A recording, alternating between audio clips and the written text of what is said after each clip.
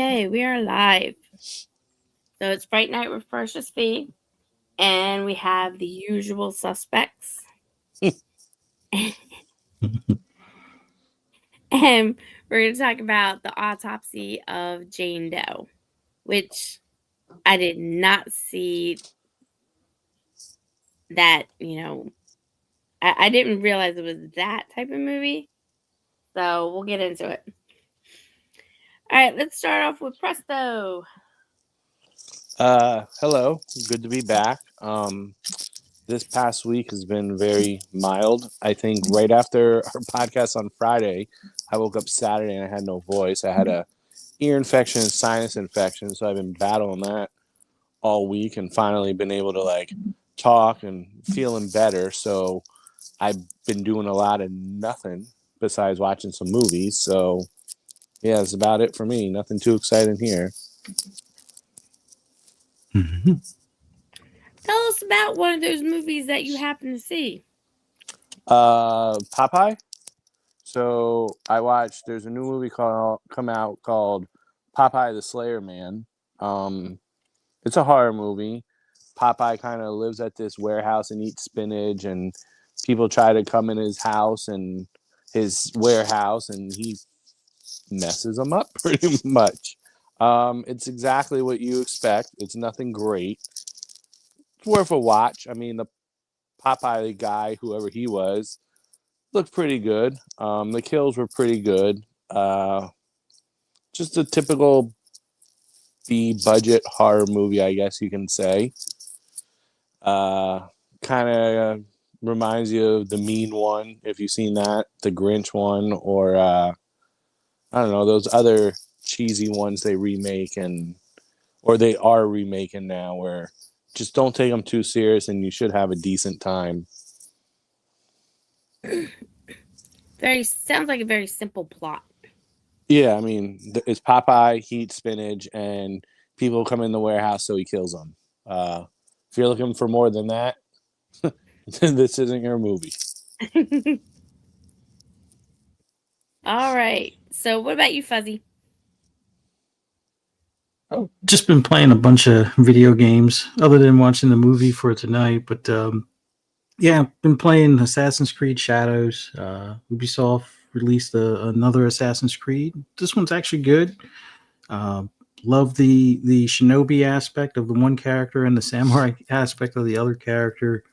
It's a lot more brutal than their previous game. So if you're into slashers, let's say, the samurai can chop off arms and heads, and the shinobi can slice throats and do a bunch of stabs in the back and stabs in the top of the head. So or slice throats or stab in the Adam's apple kind of thing if there's two to assassinate at the same time. So if you're into violent video games that may not be historically accurate, but are fun nonetheless, hey, definitely look at picking that one up. Other than that, a recent update to Gran Turismo 7 for the racing fans that might be listening.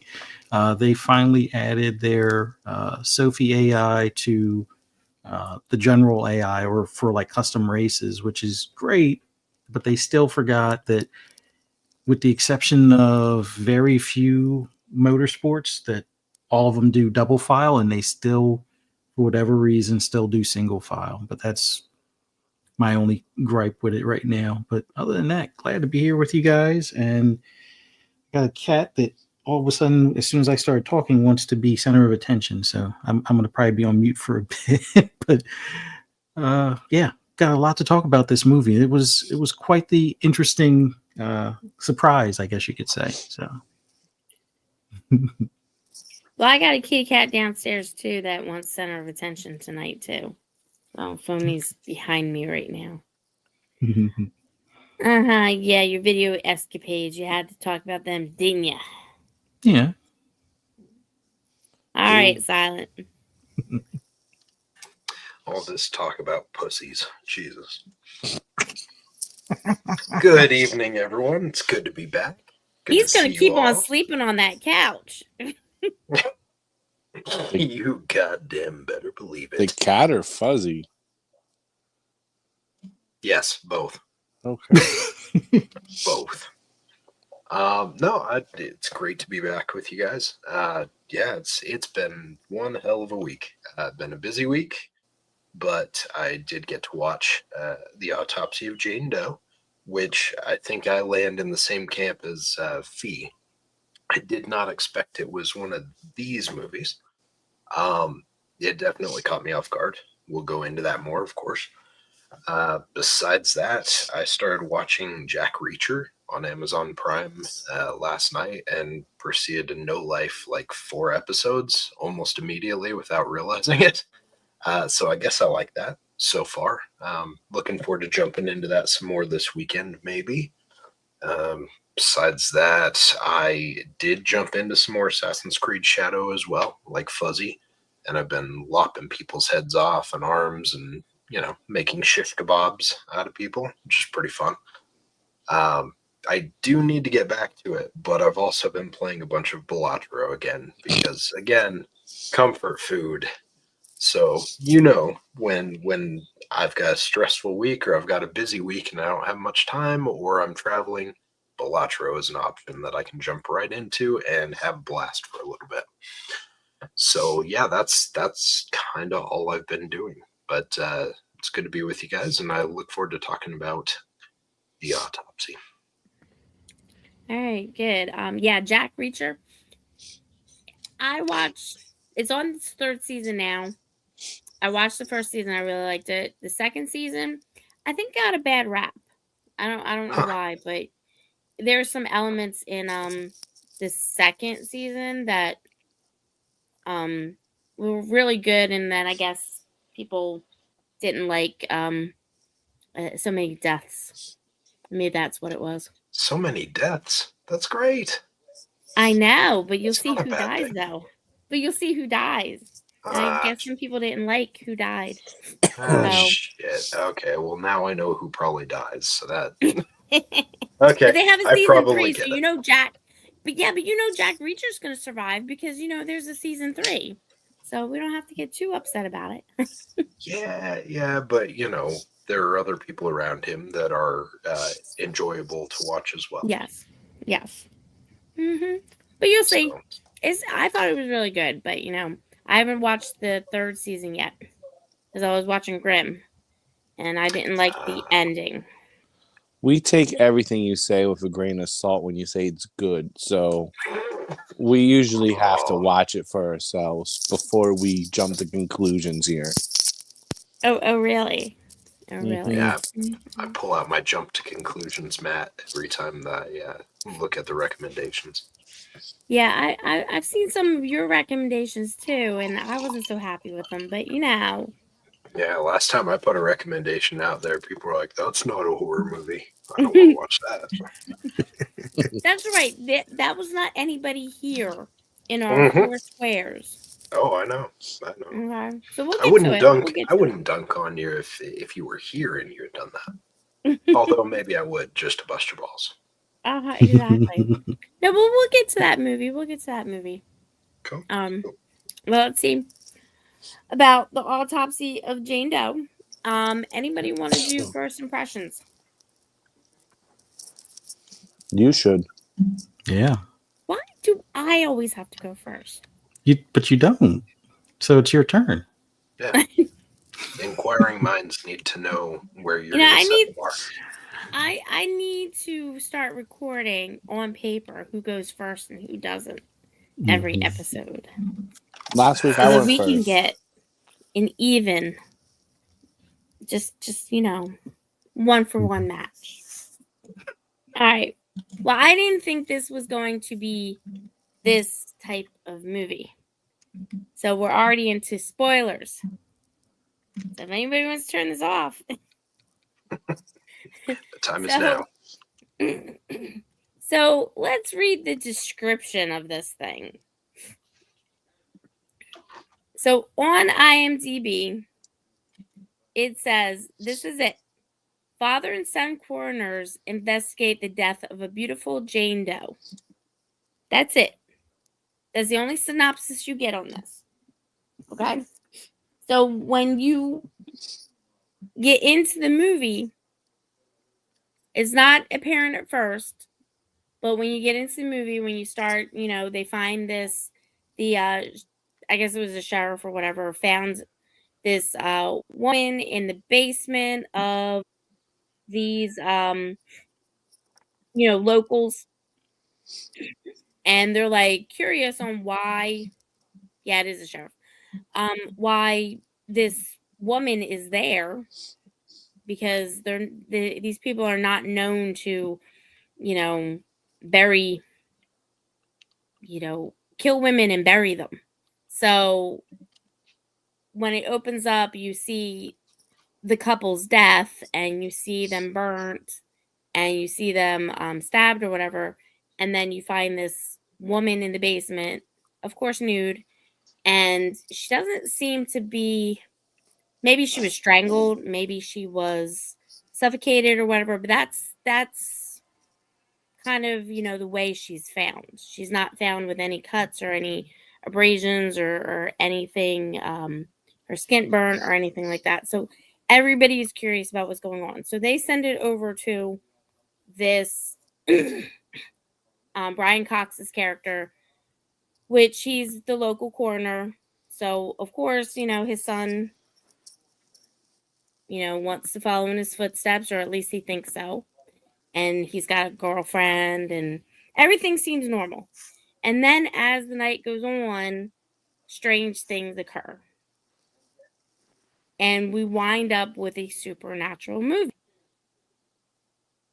that has underlining Christian and witchcraft underpinnings, as they would say. So I didn't realize it was going to be that type of movie. I thought maybe we were going to find out her mysterious death, and we were going to go through, like, it was kind of like a documentary or something like that. I did not realize it was going to be a supernatural Christian versus the Salem witches kind of situation. Anybody else have the same feeling, or did you guys have a different feeling? Yeah. Just in general, I was not really picking that they were going to go. They were going to go a witch route with it, for sure. So yeah, that definitely caught me off guard. But obviously, as you start into things, there's a lot of things where you're just like, "That's weird. That's okay. That's a strange thing. Okay, this person's been tortured or whatever, right?" But I wasn't figuring that this was where they were going with it until, and it might just be because, it was a late day and I was just watching in the evening, enjoying it, and maybe not paying as much attention. My investigation hat was not on, but I didn't catch it until towards the end, when things like became pretty brutally clear where they were going with it. And I was like, oh, okay. Interesting change of pace. Even in the trailer, they didn't really point towards it, which, the trailer was probably about as generic as the detail that IMDb gave for it. So they did a good job at not saying much. Yeah, that was an interesting approach. It was a change I did not expect.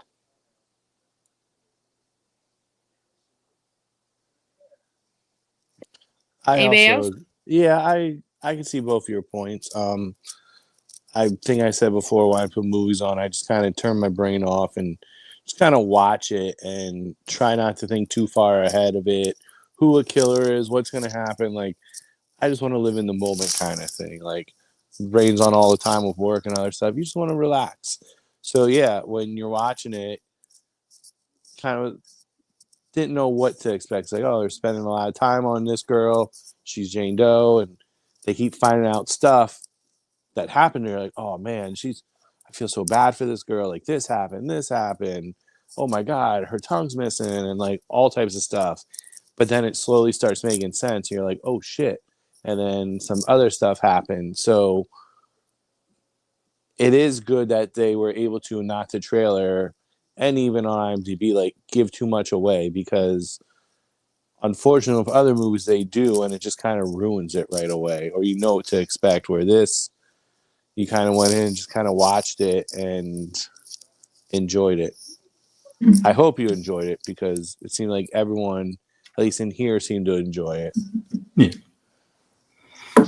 Yeah, I definitely enjoyed it. Like, I think the big thing for me, I wasn't expecting it to be or to go down the road that it did. I from the trailer, I'm like, well, from some of the scenes, I'm like, well, is this going to be some sort of demon thing where she can possess the dead or have them rise, almost like a necromancer kind of thing?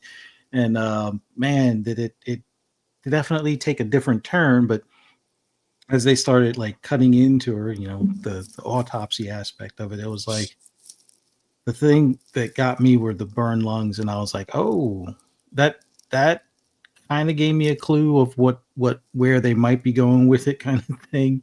Because I'm like, well, she's not burned on the outside. All these damages seem like they're internal, but on the outside, she's like self healed or already healed, and it's like, yeah, this is probably something. And then the pattern on the cloth, just things they found, all of that stuff was like, okay, it's definitely going down that road. But man, I definitely like the kind of the warnings that the father and son got. Like, I'm like, oh, this is going to be like a ghost or possession thing, because whenever you hear like a radio going and it starts doing different stuff randomly when you either go to cut into something or something along those lines, it's like maybe you should listen to the radio and wonder why it randomly changed. Because like all of us have had radios where you have like the manual turn dial or turn knob type of thing. Those just don't turn on their own, and the radio doesn't like self adjust. So it's like, what spirit or entity kind of made that happen, or is it her talking through the radio or influencing the radio to some extent? So that was a bit of a trip as well. But yeah, definitely enjoyed this movie. But it was definitely I wouldn't say a roller coaster ride, but it was a ride that had a lot of twisted turns, and man, a lot of stuff definitely catches you off guard. And you know, R.I.P. to the kitty cat that unfortunately I guess got in the ventilation system. So there was that as well. But it didn't make me stop watching it. But it was a sad moment. Yeah, Poor that sucked. Stanley. That sucked, right? Yeah, poor Yeah. Stanley. Like, I saw that, I was like, God damn. Yeah. even the cat got in this thing. Like, that's brutal. All right. Yeah. So I like this when I turned my brain off. Because this was a supernatural movie, but it really tried to incorporate things that I don't think really can be incorporated and have a legitimate lore to it. So you know how the supernatural movies, you have The Conjuring and stuff like that. There's major themes in there that coincide with it being somewhat believable in real life, right? Because the movies itself are supposed to be based at least loosely on the couple that used to The go into people's Warrens. homes and raid them, right? Yeah, the Warrens. Those are good movies. Yeah. But there was a consistent lore between all of those movies. There were, pieces that you kind of expected. And I think that those themes kept the movies interesting for people. Were they super scary? No. For some people, they were. Look at the Poltergeist. That kind of lost its lore along the way because the girl that played Carol Ann, she died prematurely. So that really wasn't consistent. But we've seen consistency. This didn't really have, this was kind of a supernatural movie fighting with trying to claim that a witch was doing it from that all the way back from the Salem witch trials. And I just couldn't get with that. I mean, I liked the special effects in it. I thought they were great. I thought if they had done something different to try and not include the Salem witch trials into it, maybe just claim that this poor innocent girl was viewed as being, you know, the devil's daughter or something like that, I think I would have been more pleased with it. So what about you guys as far as the lore? The kind of trying to make fantasy kind of real and tangible for people in the movie. I think it was amazing that she laid on that table the whole time. The actress that wasn't. They said that wasn't actually like a prosthetic. That was actually the actress laying there, and she like spent days of like just laying on the table for like 5 hours at a time, and I give her major props for that because, well, she's naked first off, and just laying there naked like for hours. Like, hey, you want to be in a movie? What do you gotta do? Lay on a table naked. Okay. And hey, props to her and props to the filmmakers on this one, because unlike when we got fleeced on the substance, these were real boobs. Yeah. Yeah. So the actress was, I want to pronounce this name right, Olwen Catherine Kelly. Yeah. Yep. And let's see if she has done anything else. She's done a lot of photo shoots. Yeah. Don't ask me why I know that. So it looks like she's done six things, including the Autopsy of Jane Doe. She did Why Life Sucks When You're in Your 20s, Darkness on the Edge of Town, Just Model Things, which was the TV series, Winter Ridge, and The Grand Duke of Corsica.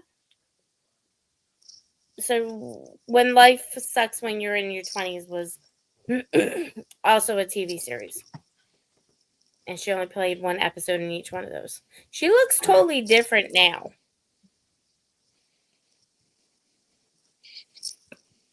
And she was born in Ireland.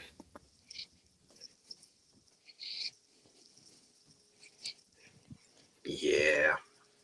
Yeah. Found her way right into my heart with this film. It's wonderful. Her acting was amazing. I see. I see. Very good acting. Yeah, the blood in her nose and the fly coming out of it. Yes. That was all her. Yeah, the fly, that definitely messed with me. Yeah, no, she hasn't really done much. I would be curious. I haven't, at this point, I've not ever seen her actually do proper acting. I've just seen still images or her laying on a table for a whole movie. But yeah, it seemed like it was good casting for it. I don't know. I don't know what to say besides that. I've got nothing. Fuzzy. I refer to you. Well, for me on the lore aspect, because like the minute I saw the burn lungs, I'm like, apparently she was set on fire at some point, type of thing.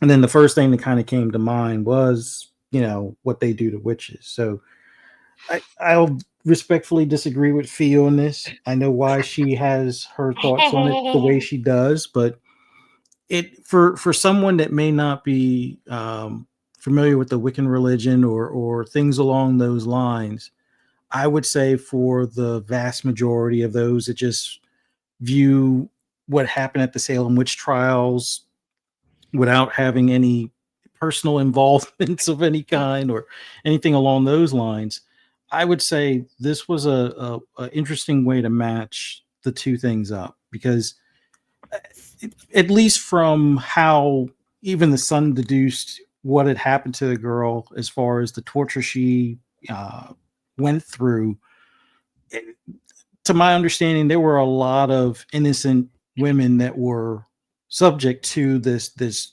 torture just for the the fervor of the community, just wanting to scapegoat people for things happening. So having someone that may have not been a witch back then, an innocent woman that for whatever reason somebody had something against her or saw that she did something that couldn't be quite explained or whatever, and they decided to make her an example by bounding her, stabbing her, setting her on fire, and all this stuff.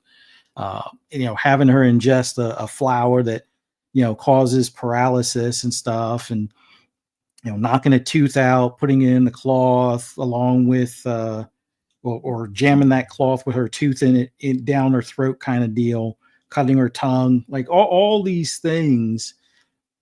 If someone's innocent, like usually they say if somebody dies traumatically, like their spirit lingers around, like usually haunted houses are haunted, or from what people say, I won't say it to be absolute fact, but usually if there's a haunting at a house, it's usually linked to some sort of traumatic occurrence where someone that may not have been directly involved gets murdered tragically in that building, and their spirit is somehow locked within those walls and constantly roaming around until either some sort of resolve or explanation is gathered and their spirit set free kind of deal. So it felt like with her possibly being an innocent victim, that it turned her into this demoness character, not necessarily a witch, but it maybe they created what they feared into some extent by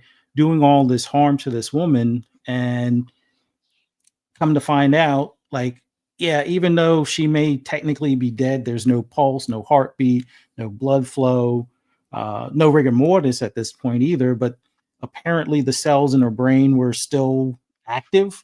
So there is some sort of life, I guess you could say, for the spirit, possibly healing her on a constant basis, at least on the exterior, not able to, heal the broken wrists or ankles or all the stab marks through the heart and the burning of the lungs and whatnot, but still able to keep, or at least her outward appearance, a certain way. And it seems like her spirit punishes all those around her the way she was tortured, kind of thing. So like the first crime scene where the sheriff discovers that couple, where I thought one of them had like blown their head off kind of thing, but they also looked burned and other, weird things that had happened to them. And here she is, like in the basement where, let's say they would have done some sort of renovation. They're digging in the basement to, possibly reset the floor and finish the basement. Oh, there's a body there, which somebody from, the New England area probably brought it down to get it as far away from their town, because there was probably a lot of unexplained deaths, kind of like what we saw in the previous movie with the monkey, where it's like, yeah, wherever this thing is, death follows it. Well, there was probably a lot of death following that body. So somebody took it upon themselves to relocate it to this house, and this unfortunate couple decided to renovate and found it, and then that unleashed her spirit to torture them. And then they find that tortured couple and this body like half uncovered from in the basement. Well, let's bring it to the morgue and have them figure out what happened, because it doesn't look like it's directly related to the crime scene, but it's there. So, and it basically creates another crime scene. And considering how the sheriff wants to handle it at the end, yeah, take that to the other county. Let that be their problem, because obviously that one lady, dead or alive or whatever, is more trouble than she's worth. But yeah, the tie-in for the witch stuff, I get it. I know why Fee feels differently, but for somebody just into movies where there's either demons or tortured spirits or something along those lines, it kind of made sense to me. It felt believable in the sense without necessarily knowing all the ins and outs of the Salem witch trial and the history behind that. So from that standpoint, it all fit for me. I'll leave it at that. Uh-huh. Mm-hmm. I'm surprised you Sorry. didn't turn this off, considering a cat was killed in it. You It was could hard not see. to. I mean, it. Yeah, it was one of those where it wasn't as bad. Like I didn't see. I mean, I kind of knew something was going to happen to the cat. The cat's coming in and out of the vents, and this lady seems like I kind of knew from get go that from the trailer. I'm like, well, if she's going to get the bodies to get out of the morgue, the whatever they call those little cubicles that they basically lock them in, the refrigerators or horizontal refrigerators. I figured the cat was probably in harm's way, but it wasn't as predictable as, oh, it's going to be in the box dead kind of thing, and you're going to give it to a kid and traumatize the kid with a dead cat kind of thing. That was a bit much for Smile, for at least for me. This where it's like, all right, you find the cat, it's suffering, yeah, the owner or the I guess the inherit owner, because it I guess was the wife's cat, and with the wife dying, that was like the last thing he had, other than obviously his son, but the last piece of her or something directly associated with it he had, and it's like, yeah, that it was a tearjerker moment, but I could still watch it just because I could understand something along those lines. But the cat in the box as a gift, that crossed the line for me, as weird as it sounds. So I feel like most of us have animals, whether they're dogs, cats, fish, Mhm. whatever. So whenever animals get killed in movies, we're more sensitive to it. Like people get killed, we don't bat an eye, but like a cat or a dog or something dies, and it's like, that's enough. There's Yeah. a documentary on Netflix called Don't Fuck with Cats. It's a very hard watch, the first episode. It's a real documentary about this serial killer that like wants to become famous, and I think it's like 3 episodes, and it's the first episode is a hard watch, but after you get through that, it's such a good documentary. And this guy was so crazy and insane with trying to be famous and what he did to become famous that it just like blows your mind. And he was just this like puny little guy too. Like no, you wouldn't think twice that he could do the stuff he did in the documentary. But if any of you want to brave that, Don't Fuck with Cats on Netflix. Yeah, I think I watched a bit of the trailer and I was like, yeah, I'm not ready for this. No, it's definitely Yeah. not for the faint, but it was good. Yeah. I'll watch Just serial was killer stuff. I'll watch, criminal investigator stuff, but I'm not watching that. yeah, he would just do some messed up things with some animals and broadcast it online and stuff. And Ugh. Yeah. yeah. So Yeah. baseball's back, huh, guys? How's Opening that? season. Opening season, baby. Yeah, we don't need to talk about baseball. No, Sorry, no, Phillies no. won. I did just realize though that Fee got me distracted talking about the actress in that, and I totally missed the lore question. Sorry, she was amazing me with her acting. So, but yes, no, I think I side with Fuzzy on that one though. Like even though I didn't expect it, I liked where they went with the logic, the reasoning for why everything happened the way it did. I thought that was good. Just So being my short on that, issues. yeah.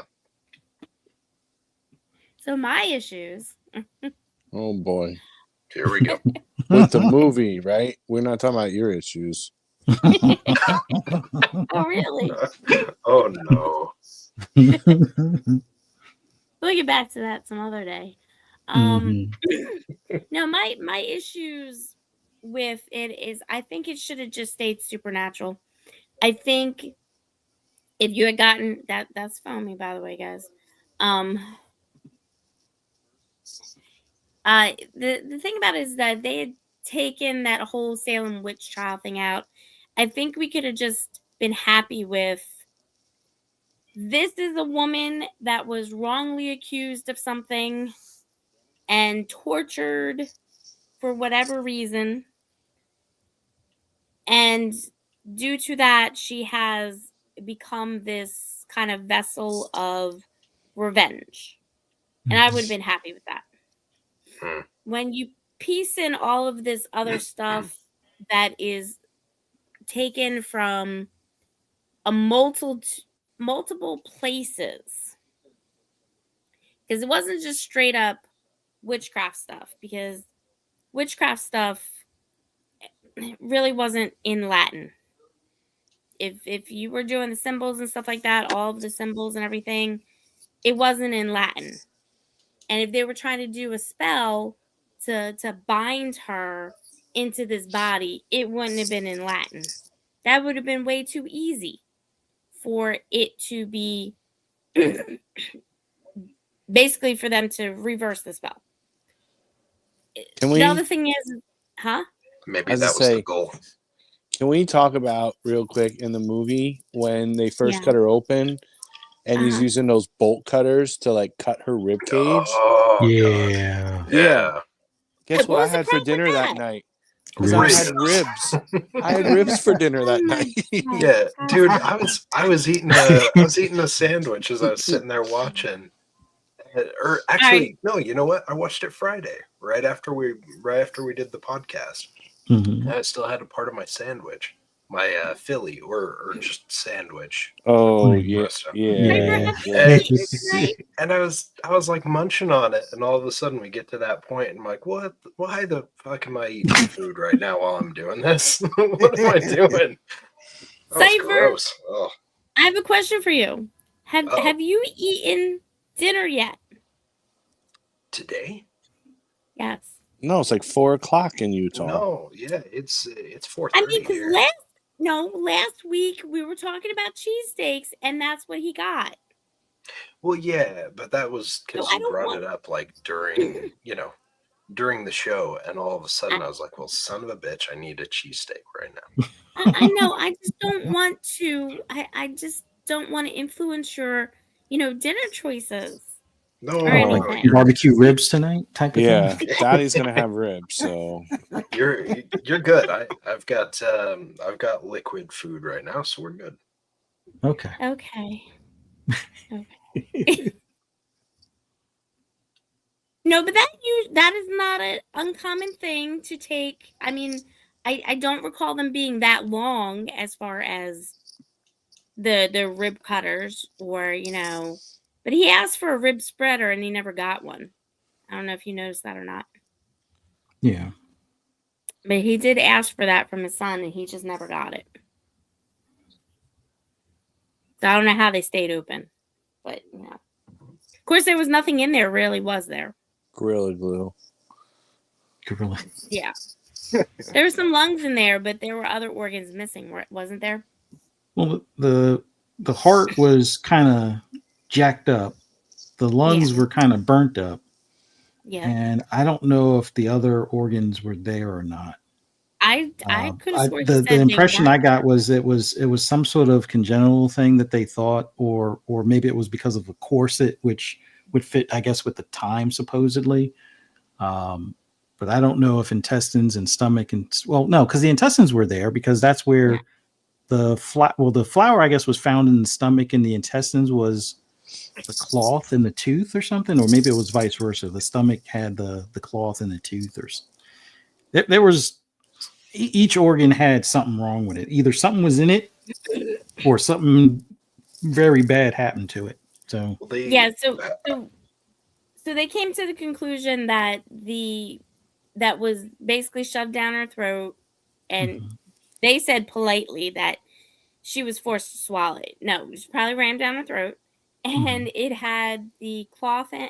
It was the cloth and the tooth, and that was about it, right? And the flour, because the flour is what and the flour paralyzed her, kind of thing, or at least that's what and they the flour. believe. Yeah. So that was all shoved into her, which again made no sense to me. So that's why I'm like, this really should have just been.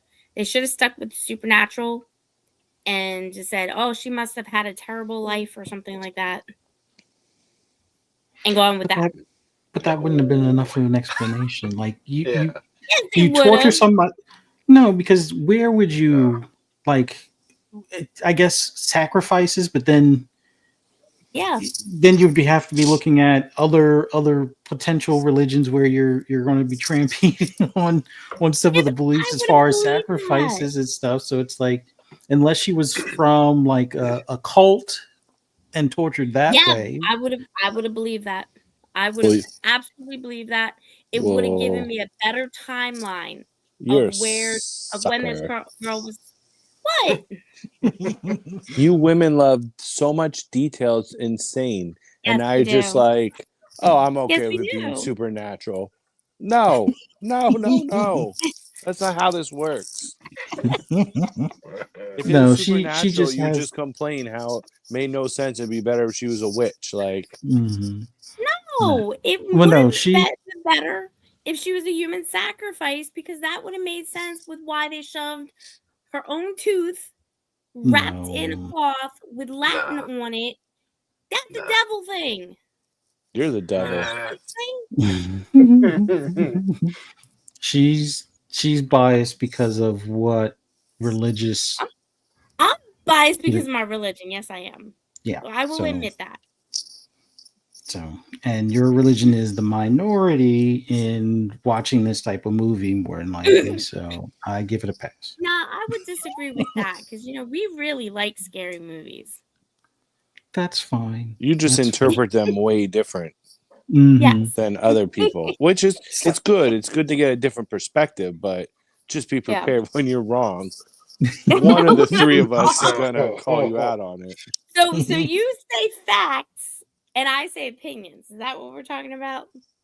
No, we're just saying for You somebody to say follow a movie, gibberish. Gibberish. That's what you say. to follow the movie for most people, the way they laid it out kind of makes sense. Is it factual? No. Is it along the lines of what people believe or hearsay kind of thing? Sure. And I think that's enough for a movie that wasn't, priding itself on being a documentary or anything along those lines. Like if you're going with something that's based on, I guess, the common folk belief of what may have happened in Salem, or the limited knowledge that people may have about what happened during that time period, I think this fits. For those that would have went the extra mile from a historian standpoint, no, it's not going to fit. But that's the case in a lot of movies where historians or those that are familiar with the history of something that is being talked about in the movie, even when they do try to make things grounded in facts or actual historic events, even then they still fudge things, and the historians would be like, nope, that's not how it happened, this would have never occurred, or that's the wrong language, or this is the wrong time period, or the wrong this, or the wrong that. But the average person watching the movie, they're like, oh, this is entertaining. Like, so it's It wasn't maybe entertaining for me because I knew all that stuff. So it wasn't scary. I wanted a scary movie and it wasn't scary. Was it interesting? Yes. Would I recommend this to other people? Yes, I would. But for a scary, it wasn't. It was more sad to me, especially with Stanley. Stanley shouldn't have died. maybe we're getting it all wrong. Right? Like maybe we're just trying to focus too hard on like the the original Salem situation, and so that's why why certain things aren't matching up. Like maybe it's the truth from like the Salem, Oregon instead of Salem, Massachusetts. Like maybe that's what it is. Sure, that's what The it is. Americanized version of the events, and so that's why it was Latin and stuff. I don't know. I know you're trying really, really hard, but nah, that's not the same. And which cat did you leave down here, Fuzzy? They're Stanley. all down there except for Heidi Ellie? and no, I don't have Ellie. Oh, that's who's making a mess down here now. She should be in the chair right in front of you, laying on the plush Oh animals. no, oh no, she knocked something down. You sure it's not I Morris? have to go investigate later. Not right now, but I will investigate later Okay. and fill you guys in next week. We have mischievous Hard. cats. Yeah. But no, but I mean I get it. Like I said, I don't have a problem with recommending this to anybody. But it just I wish it was scary for me. Who said it was supposed to be a scary movie? It's a horror movie. It's supposed to be scary. That's the intention, especially with supernatural. It was pretty scary. yeah. It was For- creepy. Well, you live in Utah. Oh, See? okay. Okay. Okay. Now the truth comes out. You busted my balls just because of Utah. I get it. It's fine. Damn. Like all they got out there is fucking Cannibal the Musical and fry sauce. So fuck that guy. Which, for people that didn't listen last week, his fry sauce is just Red Robin's campfire sauce. So No. Fry sauce was around before your Mojambo freaking Red Robin sauce. okay, well, Mr. Fry left Fry and Sons Company and created campfire sauce You know when he what? found it Red Robin's. You can take that. You can take that campfire sauce and shove it sideways because you know the truth. You know the truth. You know who the king of the fry sauce is. All right, Don't know why I'm defending Utah. God damn it! All right, let's talk about Brian Cox. Let's talk about him. Yes. So I know some people might know him from his comedies. So he was in Super Troopers. He was in Yeah, Super he Troopers was. 2. And he's been in a lot of other stuff. Trick or treat. Yeah. What other what series did he recently have? Let me see. He had a recent series. I don't know recent series, but we just watched Red Eye with my daughter recently. Ooh, that's a good one. I forgot that he was in that. So it's cool to see him in that one too. Don't And call it a horror he was- movie. He was also He was- Stryker in X-Men. Yeah, he was in Succession. It was a TV Oh, series yes. from 2018 to 2023. He was in that and everybody loved that. So but he's like everybody's saying, he's been in like so much stuff that we're familiar with. So what do you think he brought to this role? Believability. He was very believable with the role he played with his son working at the morgue. Very knowledgeable with what he was doing at the morgue. Like, if you would go to a morgue, which hopefully we don't, but if you go to a morgue and his character was working, you wouldn't even think twice about it. Like the outfit he's wearing, how he talked, like everything just fits with him. Where you're just like, yeah, I could totally see this guy like working at a morgue. Yep. And he definitely played a believable dad figure too, because he cock-blocked his son something fierce. I thought that was pretty funny. I was like, oh man, he fell for the trick by his dad. Like his girlfriend wanted to leave that place, and he's like, no, but I gotta hang out with Pops. Pops won that round, and the girlfriend lost in the end. Yeah, that was sad. But Legit Cox, lost. Yeah. Cox did a really good job with it, though. Like, say his first name first, please, instead of just his last name. I really like Brian Cox. Brian Cox did a really good job in this.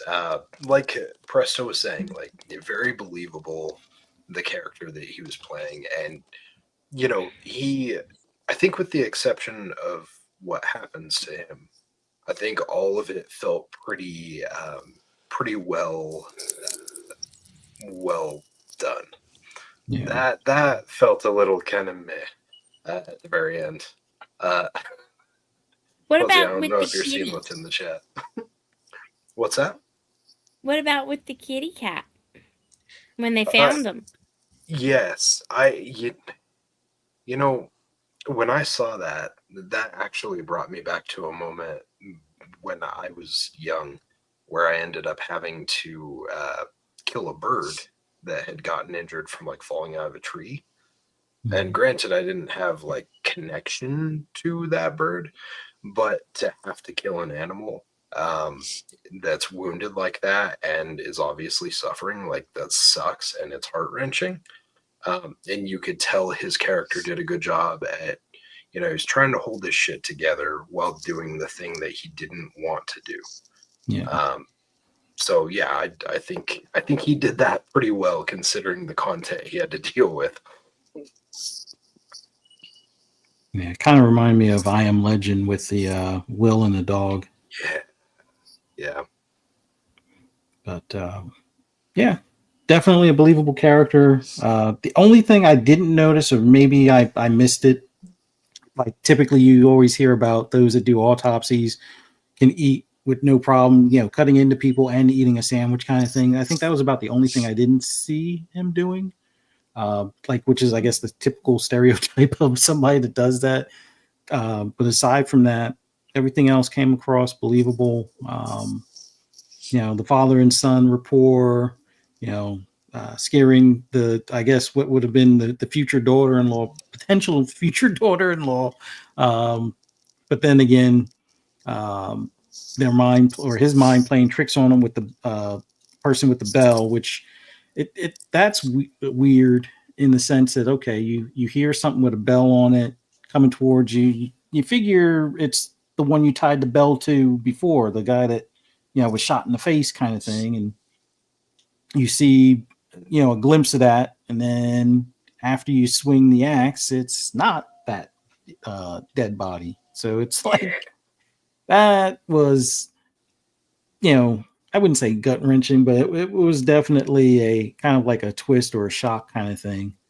But yeah, the ending, like you said, to some extent was kind of weird. Although I guess it was almost like she passed on all of her torture to him, and I thought she was going to sit up and walk around at that point. So he was like the leftover victim because her eyes had come back, and all the blood went back and everything like that. So it was almost like, oh, well, is it a sacrifice for her to come back kind of thing? And it seemed like that for a while, and then it seemed like, oh, the son could get away. And I kept thinking while they were working on her that at some point she was going to reach up and just like snap someone's neck or rip out their larynx or something. Mm-hmm. Like, I think that was where some of the tension was landing for me, is just I kept thinking, okay, this person is just going to suddenly magically just come to life and just snap heads and turn it into a bloodbath. Yeah. I kind of thought when he got cut that maybe his blood would kind of like revitalize her or something like that. I was like, wait, is it going to be like his cut starts deteriorating and then she starts healing magically kind of thing? Yeah. They could have kind of went down that path as well. But yeah, Brian Cox definitely put in a solid performance on this. The son should have been more convincing to get out of there, but it would have definitely changed the story. As somebody that's had, I don't see ghosts, but they're when you ever get that feeling when the hair on the back of your neck stands up and the radio does change to something that should definitely not be on the radio. Yeah, I've had those scenarios, and when those scenarios happen, I go with my gut, and my gut is get the F out of there, and I would have grabbed Dad, like, yeah, we got to go. I think there's an emergency outside or something to get out there sooner before we cut into her, because it just seemed like every time I've experienced like a radio change, it's like, yeah, something's not right. And then you sometimes get that cold, the typical or the stereotypical cold rush of air and whatnot. Yeah, I would have got the F out of Dodge at that point with the radio station changing, because usually that's a warning sign, and if you ignore warning signs, you kind of get what you deserve, I guess, is about the best way to look at it. So But the girlfriend had left, Yeah, or so we thought. Is it possible that she never actually left? it's Because how would possible. she have gotten back in? True. Like, unless she turned back to say something to the son or to her boyfriend or whatever, and then because of everything that's going around or going on, maybe she got stunned to some extent. So that's why she's walking around kind of like the guy with the bell deal. But yeah, that wasn't It just didn't explained. But make then sense. again, well, it may not make sense, but like based on how this entity, the Jane Doe, seems to trap everybody within a thing where obviously it looked like the guy was 3 feet from the door on that first crime scene thing. He was like 3 feet from the door and he didn't run for the door or couldn't get out the door, kind of thing. So maybe she couldn't get out. He went down the elevator and it still worked. And then by the time she went to the elevator, it stopped working. Mm. And his phone wasn't working, so obviously her phone probably wasn't working either. Could they have heard her making noise upstairs? They should have been, but they were probably so locked into doing the autopsy that probably didn't notice any of that stuff. So I don't know. It was weird with her still being in the house, but What did also kind of play a little bit with, like, because of all that stuff that was happening, because they were seeing things and all of this was, happening because of this girl. Like, maybe time didn't pass the way that we thought it did either. Like, maybe she had just gone upstairs and then came back down or something, because she realized she had left keys, or she changed her mind and time didn't actually go the way we thought. Like, maybe that was just a couple minutes versus like a few hours. yeah, that makes sense. Boy. I just think it didn't really. It was just convenient. Just have her in there, not knowing that they're on the elevator, not seeing them panicking. It just, I don't know, it just seemed a little weird. Seemed Well, like it was too convenient.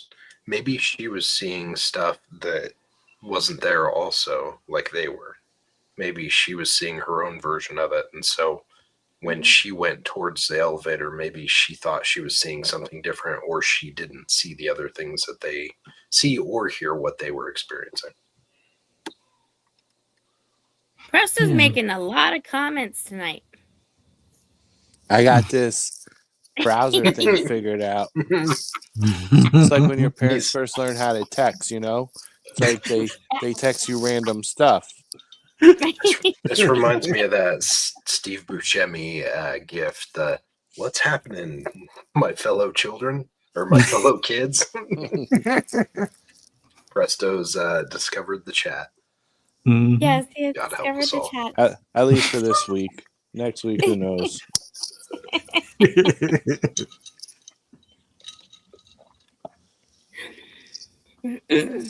Yeah, there wasn't much of a cast in this.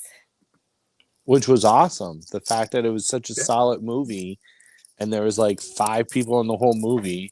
It was basically like shot in one room. Like, I mean, what's another movie like that? Like Saw kind of did that. Like Phone booth. they had what else? Phone booth. Phone booth. Oh yeah, Booth, that was yeah. another solid one. Mhm. So yeah, and there's rare movies that do that and it's actually good.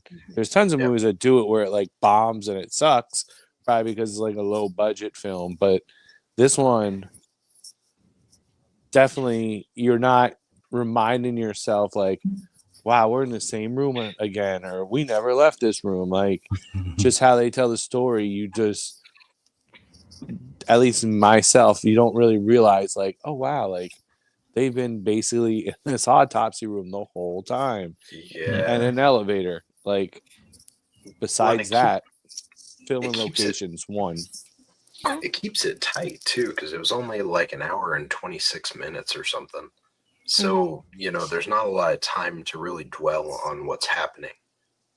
So it was really easy for them. Like the fact that they had so much less that they were dealing with or trying to juggle with, they did a really good job at playing that story out in that area and not making it feel like it was just over and over the exact same place again and again and again. Like things were changing, the story was keeping you immersed. They did a good job at telling the story for them. So let's talk about some behind the scenes stuff. So this was a budget of $4 million. It grossed in US and Canada $10,474. Oh, Worldwide, though, it did over $6 million. But guess what the director did besides this one? I I don't saw the Anyone know. want to writer wild did. guess? Well, I saw what the one writer did, which was Eli or something like that. the book Yeah, of Eli? no. Eli, are you talking about the movie that I watched with you? The writer, let me get the writer up. Was it Ian that did it? Yeah. Okay. So Eli was not the book of Eli. Eli was a Netflix movie where basically it was the son of the devil trying to figure out that he was the son of the devil.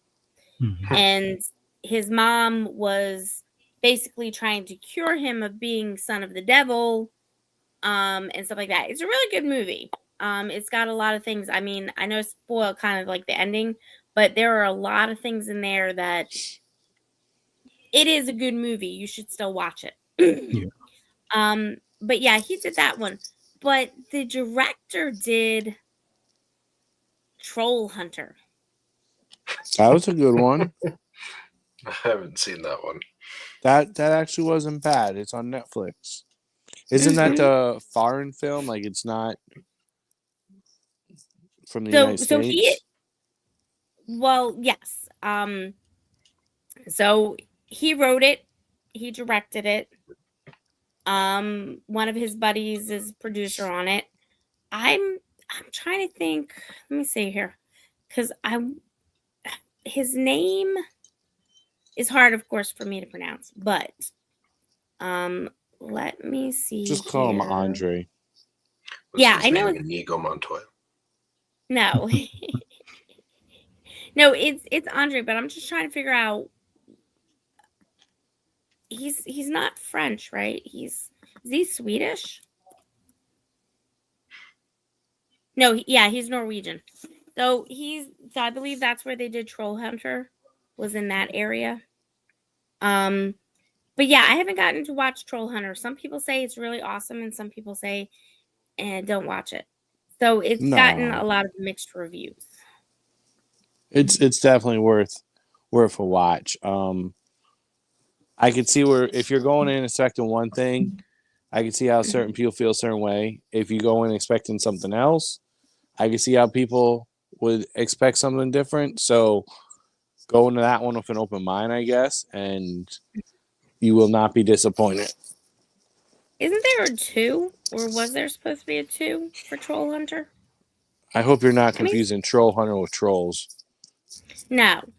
I'm not confusing with Trolls. Because Trolls 2 is the probably best sequel ever made, almost ever made. I'd say it's like Terminator 2 and Trolls 2, if you're talking about best sequels ever. Best No? sequels ever.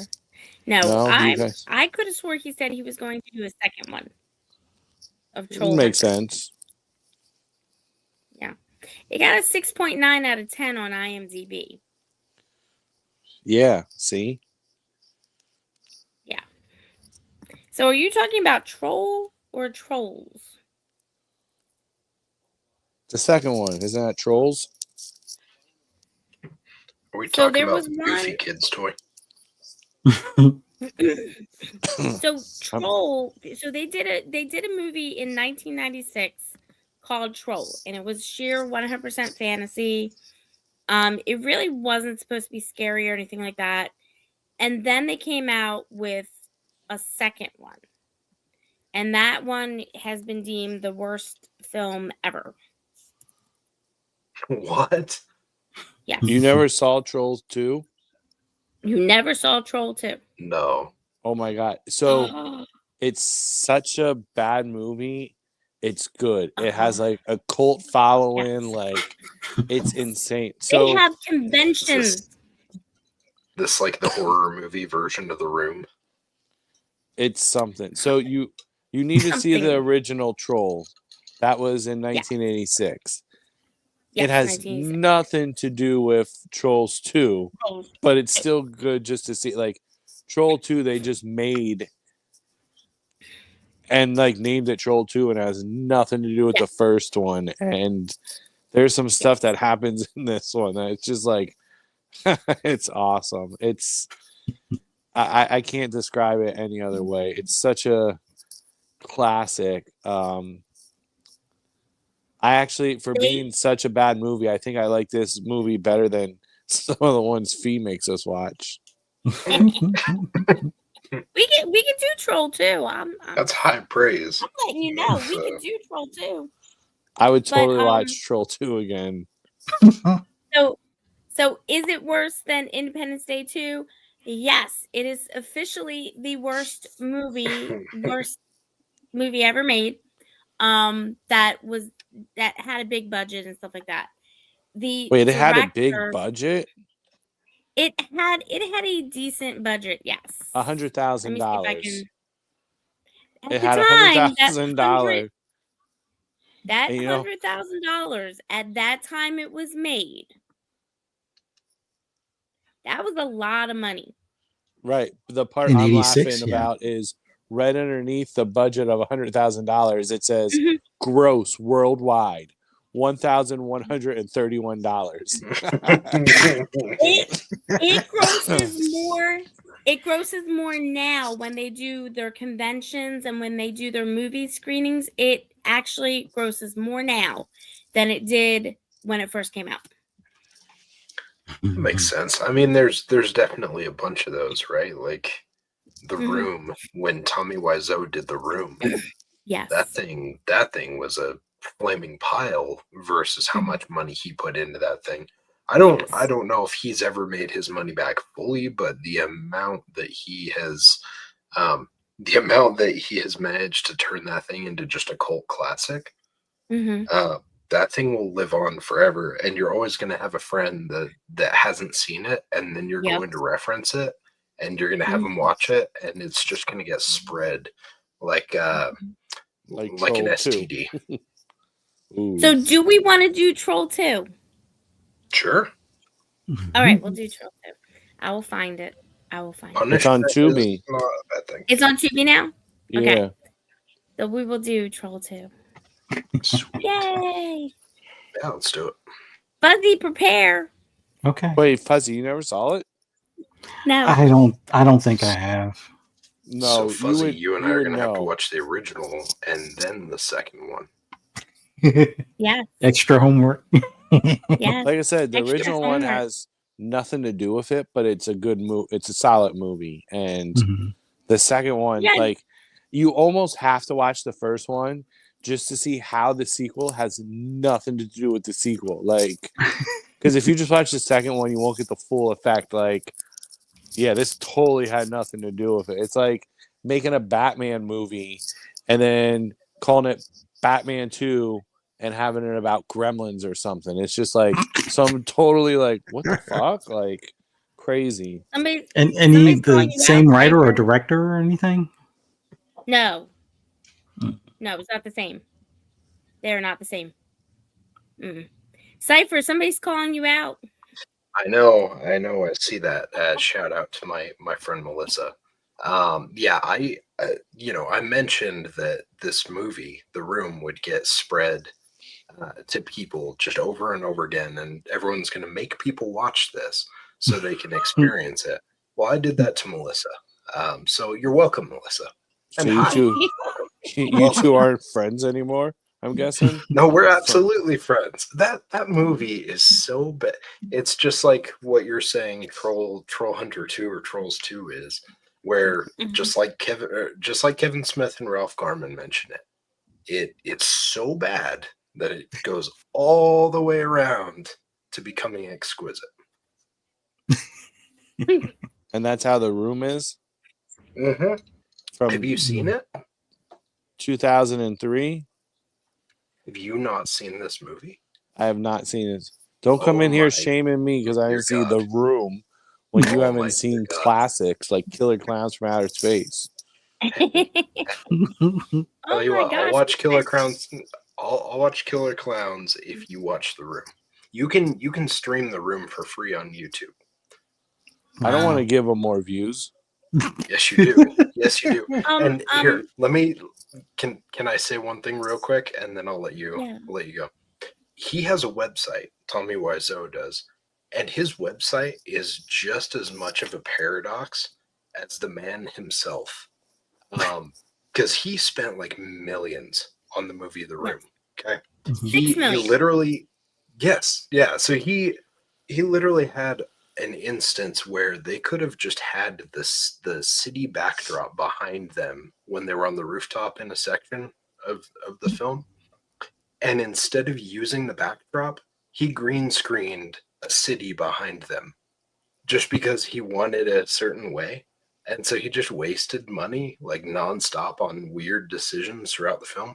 The website's the exact same. He's got the most bizarre merchandise, and he'll have like an insane cost on this thing. And it'll be like $60 for this watch, right? But Mhm. if you pay $20 to get a backpack, you'll get the watch, the shirt, 3 pairs of underwear, a copy of the movie. Like, there's some weird stuff going on with that guy that I do not understand, and I probably never will. But he is a very interesting character. Um, the movie's worth watching, but also just doing research on this guy is a very interesting experience. There is a documentary on him in The Room. Correct. But It had I Seth Rogen and the Franco brothers. yes. So the budget was 6 million. They gross wise they made about 550,000, but worldwide they made over 5 million. So And almost broke even. it's continued to just go insane ever since. Like, it's got the same type of following as oh goodness, what is it? The Rocky Horror Picture Show, Yes. where they'll Mm. get together at movie theaters and stuff, and they'll throw spoons at the screen, and like there's all sorts of stuff to it. It's pretty wild. Wow. Yeah, so you have that. So you have the Rocky Horror Picture Show, you have The Room, you also have Troll 2. They have like little different movie screenings for it. And then Nightmare on Elm Street Part 2. They also have Oh like special God. movie screenings on that one too. Oh, Yeah. we need to go back and watch that one just because of how bad it was. My God. What a decision that movie was. Yes. Well, they redeemed Yes. themselves with Dream Warrior, so there was True. light at the end True. of the tunnel with that one. Very true. Well, that was a totally, I mean, that was a totally different director. And, you know, he, in response to the actor, because, you know, the actors played other things. He was just in another horror movie just recently. But he was like, the actor was like, you know, he didn't really have to direct me, you know, to be a certain way and to do certain things, because, you know, a lot of people were saying that it was, you know, Nightmare on Gay Street. You know, and he didn't want to come out at that time and everything because, you know, he is gay. But the director's response was, well, I didn't tell him to scream like a girl. Like, he just totally dismissed um you know, the actor's response to the directions he gave him. And there's just no love between the two kind of thing. So it is very Yeah. interesting. When I saw the documentary and stuff like that, it was very interesting and stuff. But he's come to terms with it because everybody loves it for different reasons, and they do bring him out during some of the special features and stuff like that that they do in New York. So he's come to terms with it. At least the actor has. But yeah, they have like conventions and stuff on some of these movies. It's just wild. It's awesome. But I didn't know The Room was one of them. Yeah, it's pretty wild. So we're gonna talk about Troll 2. We'll do it next week. Troll 2. Is everybody available next week? Yeah, I think so. Yeah. Okay. Just double check. So we'll do Troll 2 next week. So what do we do? What are we rating the Autopsy of a Jane Doe? I guess I'll start. I'll give it a 7. Like, I think the only thing that that I guess I'll dock it for would be, uh, part of the ending for Brian Cox, and then not having her kind of sit up and walk around or something like that. But like overall, enjoyed it. Um, Definitely a creepy, weird movie. And I like the fact that it kind of tidied up at the end, and now it's going to be somebody else's problem in the neighboring township or something along those lines. But yeah, I give it a full on 7. Recommend it. Worth the watch. Even if you're an animal lover, still worth the watch. I would say the only ones that I may not recommend it to would be either someone of the Wiccan religion or a historian around Salem witch trials. But aside from that, yeah, I strongly recommend. So somebody responded that feels like an ING 7. Not Gen 7. Oh, shit.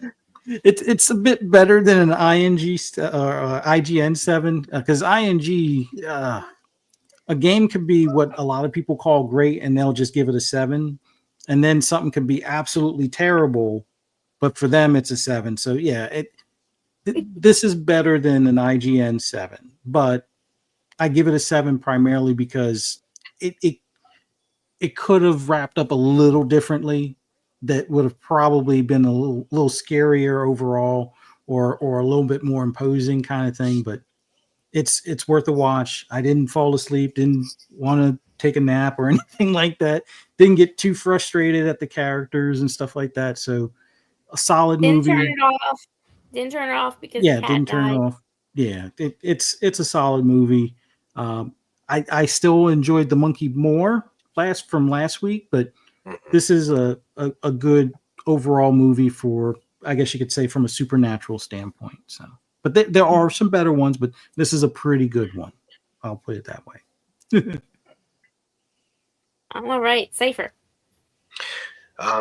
Yeah, I think I kind of sit right around the same as Fuzzy. I would drop it right around a 7. Definitely not better than the monkey either. but to be fair, obviously much different films, of which I realized I think I gave that an 8 last week, and I think I actually would go more like an 8.5 or a 9 for the monkey. But for this film, probably about a 7. Brian Cox and Emil Hirsch did a really good job in this film. I wasn't sure what to expect, and I was really happy that I went into it without really any knowledge. And again, props to the production team and stuff for like the trailer on this thing not revealing anything, and me not having any idea really going into it, because it definitely did take some turns I didn't expect. So yeah, I would definitely recommend it for people to watch. It was good. There were multiple times where I felt kind of, either because of the autopsy, uneasy because I thought that she was going to do something to them as they were doing the autopsy, or just uncertain as to what was going to happen.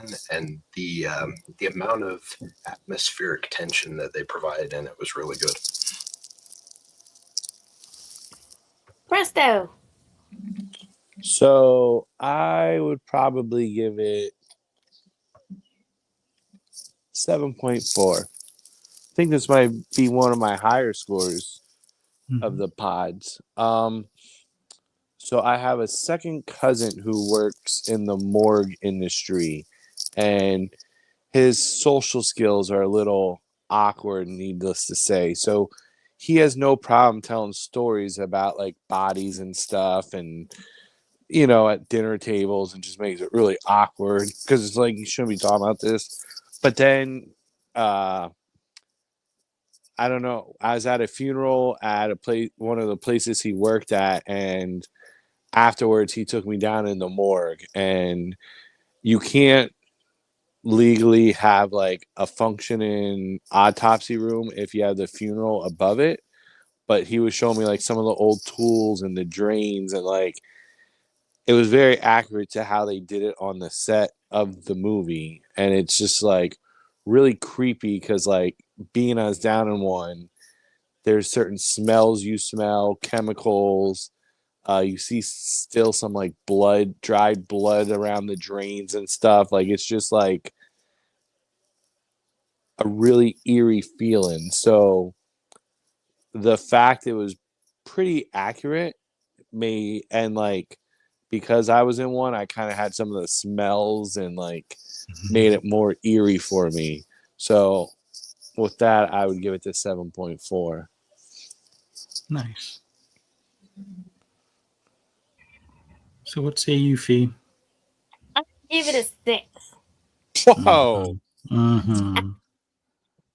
Oh boy. So I liked what Brian Cox did. I like what Emil Hirsch did. I mean, it was fine that Owen Kelly was just laying there, and stuff like that. But I just wish they would just gone straight up with human sacrifice. That would have made it so much easier for me. Just sacrifice you.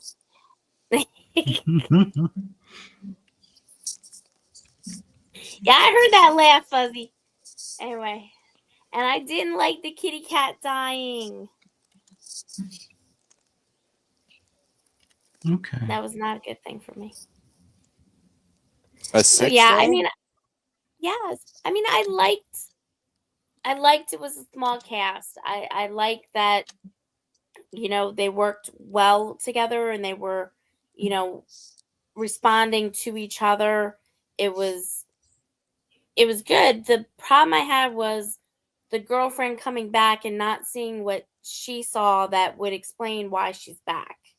You know what I'm saying? Like Man, here we go. it just felt so random. Here So we go. convenient. So convenient. It was like, It's a movie. Of course it's convenient. Yeah. I know, but I'm just wondering, was there a scene that they cut that would have made it better? There were probably some scenes I would imagine. This film, it definitely didn't overstay its welcome because of the runtime, but Mhm. I kind of wish that they would have messed with the audience a little bit more with some of the like the mind games and some of the stuff that was happening to them, like the bell and all that stuff. Like it felt like a missed opportunity. They could have ratcheted up some of the tension a little bit more if they had some more. And I do wonder if they had some more cut scenes that they pulled. It'd be interesting to see some more footage from the cutting room floor on this one. Yeah. I mean, I just think if they got rid of all the stuff where they stopped and they had to talk about, they had to find out, what the lettering was on the cloth, and they had to talk about, Salem witch trials. Honestly, if they had taken that out, they could have put the other cutscenes in, and it probably would have been a little bit better. So against the witch detail. My Mhm. goodness. Oh yes, because it makes no sense. Mhm. Whatever.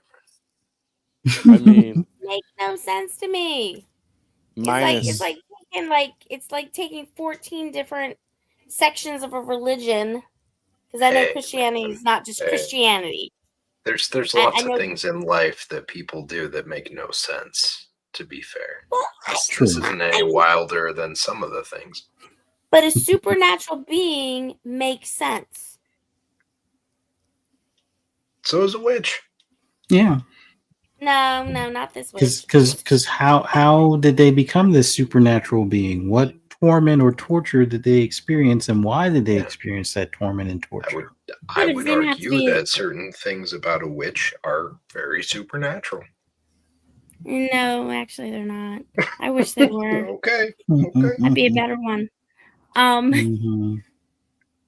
No, I honestly just think if they stuck with the whole human sacrifice, it would have fit better because we look at The Conjuring and they're not witches. All of these supernatural beings are not witches. They're from a different lore. And we look at all of the other ones that we love so much, like the what was it? The Haunting Connecticut and Haunting Connecticut too. They made sense. And all of the spirit hunter like documentaries and series and stuff like that. And none of that has any stuff in it. I just think the human sacrifice would have made so much better, especially when they were talking about her injuries. This feels like when I'm talking to a Lord of the Rings fan. Mhm. No, not that Mhm. Boy. No, the Torch of Gondor was actually 10 feet tall. Whatever, go back to your basement. Whatever. uh-huh. Oh, somebody said the Haunting in Connecticut sucked. I didn't think it totally sucked. It's What's not the The one with- Conjuring. What's the one with Jennifer Carpenter? That one was good. Which Was one that was the that? Exorcist of Emily Rose? Yeah. That was a Exorcist good of one. Emily Rose. Yeah. I mean, most of them are just based on the Christian religion against the, I wouldn't even say satanic religion, but just against the devil. That relationship doesn't even make sense. But I'm just saying, I gave it a 6 because of all of that. Mhm. Because I've seen better witch movies too Yeah. that made more sense. That's just me. Mhm. Like Hocus You Pocus. guys, yeah, well, you guys were just distracted by the naked lady on the Yes, on the yes, I table. was. So As a matter of fact, they did a very good job at their casting, and I appreciate their decision. appreciate it. I don't blame them for taking as long on that autopsy as they did. They wanted Yeah. to take the whole image into.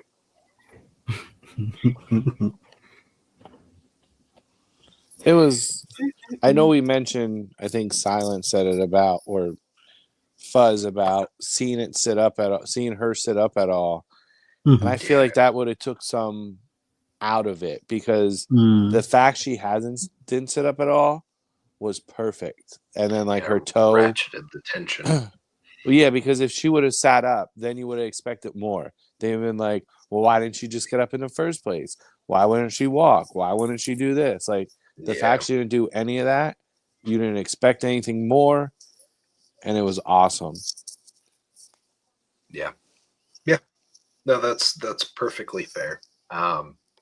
It would have, it's an interesting thing to play like the what if game on some of this stuff, but also sometimes our opinions on this stuff could sabotage the movie and take away from the tension and all the stuff that they built in the first place, right? Like the suspension of reality on this is great because with this one, like if you're not overthinking it, you're just like sitting there at the edge of your seat waiting, like what's gonna happen next.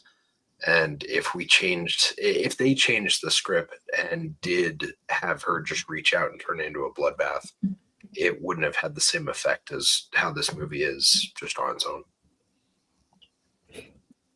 So somebody asked, "Will you guys check out Women in the Yard?" Woman in the Yard. So the guys What's that? the guys I believe from A24, I think it's A24. They are coming out with their own. They're not doing any like reboots or remakes or anything like that. This one is an original story.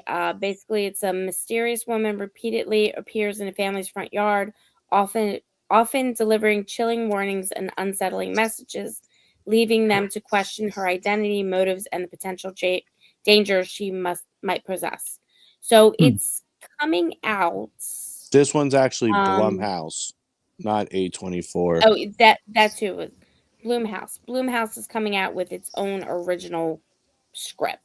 Yeah, I wasn't sure if it was A24 or them, but it's, I guess, was released.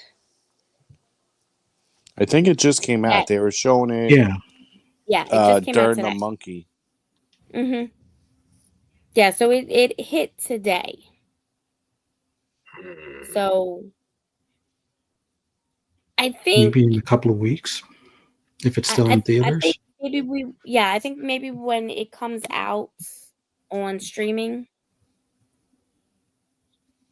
Because the reason why I was happy to see the monkey and stuff like that was not just because of Theo James, but because of the trailer. And the trailer was really good. They didn't give too much away, but they also kind of built a little bit of suspense on like, what is this about? And I didn't get that same thing from The Woman in the Yard. Anybody else? I'm hoping it's better than the Looks trailer interesting. looks for me. It's worth a check. It's I'm not rushing to see that one in the movies. That's all. Yeah, I'm not rushing either. I mean, maybe we'll be surprised. But I think we're gonna wait until that one's on streaming. Anybody else disagree? Presto. There's a What? woman. She's in the yard. This is the movie. Cut. Cut. End scene. Hour and a half. Here you go. Yeah, I mean, either way, like if it were shown here and I could go see it for a few bucks or something, yeah, I'd watch it. But I feel like I find any opportunity I can to go to the movie theater when I can, because it's been a long time since I've gotten to go on a regular basis, and now I'm able to a little more. So yeah, we're not really big fans of going to the movies anymore. Suckers. Well, it all depends. Like if it's something that looks like it's the big screen is going to be the better experience as opposed to in the home kind of thing. Although I do like the aspect of the shadows kind of thing. So I'm wondering if this actually ties into like a particular lore, because there are shadow spirits that can affect you. So it has my interest. So I don't know. I think I will possibly check this one out, but definitely when it comes to streaming. But we'll see what the schedule is out here for the theaters out this way. I might check it out. So the only name I recognize in this movie is Russell Hornsby, who actually played Hank the cop in Grimm. Breaking Bad? Oh. No, Grimm, not Breaking Bad. That's the only name I see. That was a good movie. Mm-hmm. Show. That movie. I was mixing Superbad. My bad. Uh-huh. Do you know in Superbad they wouldn't let what was his name? Not Seth Rogen, the other guy. Hill. Jonah Hill. They wouldn't. PlayStation would not let him play during filming the movie, any scenes with him actually playing the PlayStation. They said he better not touch that PlayStation, and you better not film him touching that PlayStation, because his character was so vile to the executives at Sony. It's because Sony's a bunch of baby back bitches. Pretty much. And Seth Rogen, while they're saying this, was like thinking, but this character is based on me. So what do you think about me? Yeah, this wouldn't be the first time that Sony had a bad take on something and didn't listen to their fans. They have a track record of it recently. Have you guys seen The Menu? Yes, Yes, I have. Oh, that's a good one. Yeah. it was really weird, but it was good. It was. It was weird, but it was worth watching it to figure out what it was, because the trailer didn't really tell you what it was. No, and it's like it's definitely a bit up its own ass in some of the nature of it. But then as you Mhm. watch it, you understand why they approach it that way, and it makes a lot of sense. It's good. Yeah. I Yeah, don't that think was Fuzzy watched it though. Watch what? It's The Menu. The I think it's on Menu. HBO. No, I don't think I Yeah. did. No. I think it's on Netflix and Prime streaming now too. I think we're losing Fuzzy. I think we're losing him to the gaming. Ah, shit! It's time to wrap it No. up. He's not responding very quickly or It's playing coherently. Balatro. No Velatro. I haven't played in a while. I did beat the 70,000 blind or something like that. And it was like just barely. It was like 70,102 or something ridiculous kind Oh, of thing. That's And that's only last like hand. 4. So it's like I think I need a break because just getting by the skin of my teeth kind of thing. I'm not good at cards except well, I can play poker in real life even though I don't know how to play poker, but this game with random jokers and other cards, I'm still kind of getting used to when to play a pair or a high card or a straight or something like that. So Yeah, Sounds like he you and I loses to need me to do some all the time. strategizing. No, he loses to me all the time. He really isn't very good at poker or Well, pity pat. Well, no. My best hands in poker is when I went to Vegas, and I'm not going to say I count cards, but I'm good enough to keep track of the cards. And That's the counting dealer, cards. the dealer tried to cheat me when I had a winning hand, and they checked the tapes, and sure enough, but this wasn't like a big casino. This was a casino in the hotel, and I can't remember the name of the hotel now, but yeah. Is that like the casino in Vegas Vacation where they're playing rock, paper, scissors? No. It wasn't the Venetian. It was a decent hotel. But it was just one of those things where the guys kept on egging me on. Come on, sit down. It was like, here, I'll put here's 20. And I turned the 20 into like 200 and some odd dollars. So I gave him his 20 back. If you give Fuzzy money to play for you, he will get you money. If he plays for himself, not so much. That is true. Yeah. Noted. Well, that and roulette. Noted. Or was it roulette or craps? I can't remember. I suck Craps at is gambling. the dice. Roulette is the little The ball. wheel, I know. No, it was craps. I was on a roll where people were making money off of me. I was able to make a little bit of money, but they were really making money off of me. And then it's like, all right, next hand. And then it's like, I told people, let's wrap this up because I got to go to sleep next day. And sure enough, the next hand was a bad hand. And yeah, still kept some decent money. And a lot of people made decent money. I even got tips from them for the fact that I made the money. But yeah, I don't know. Not for gambling. Interesting. Sounds like you're perfect for gambling. You just don't like it. I don't have time to keep track of stuff or get into the game where I know what I'm doing enough. Like I'd rather play a video game. Even though video games don't pay, but it's like I probably should pay attention to gambling, but yeah, it's like No, it imposes on your ability to play video games. And video games, while they are sometimes a little expensive, and stuff like that, gambling's even more expensive. So I'd rather you play video games than gamble. Yeah. Look at that. You just got to pass for all time. Video games it is. Why do you think I put up with this video gaming? Put up with, my goodness. Mm-hmm. You gotta deal with